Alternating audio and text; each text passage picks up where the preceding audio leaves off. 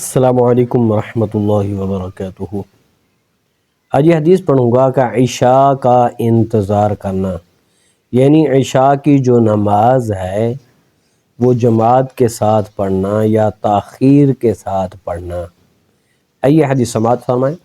سمع معاذ بن جبل رضی اللہ تعالی عنہ یقول تقبنا النبی صلی اللہ علیہ وآلہ وسلم فی صلاة العتمة فأخر حتى ظننا الظان أنه ليس بخارج والقائل منا يقول صلى فإنا لكذلك حتى۔ آئیے اس حدیث کا ترجمہ سماعت فرمائیں۔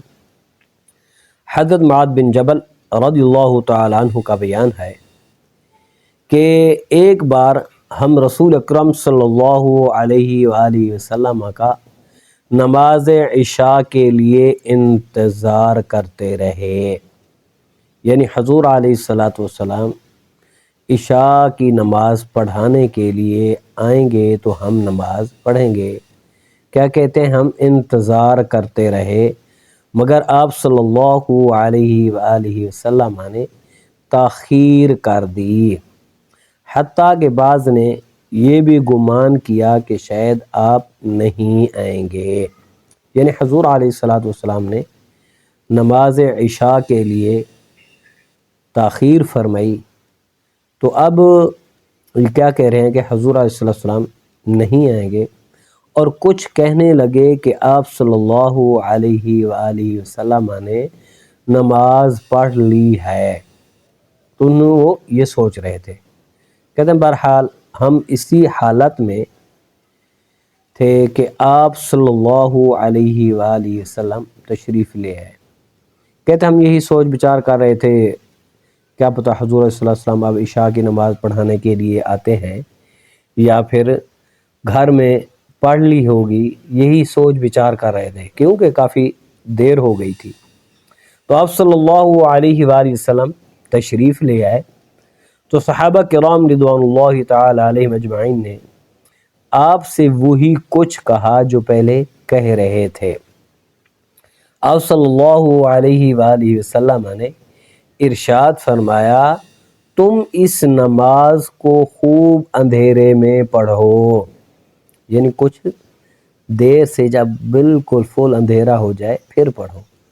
بلا شبہ اس بات میں کوئی شک نہیں ہے کہ تمہیں تمام امتوں پر اسی کے ذریعے فضیلت دی گئی، اور عشاء کی نماز ہم پڑھتے ہی نہیں ہیں، جبکہ اسی نماز کی وجہ سے ہم پر فضیلت دوسری امتوں پر جو ہے نا ہمیں فضیلت دی گئی ہے۔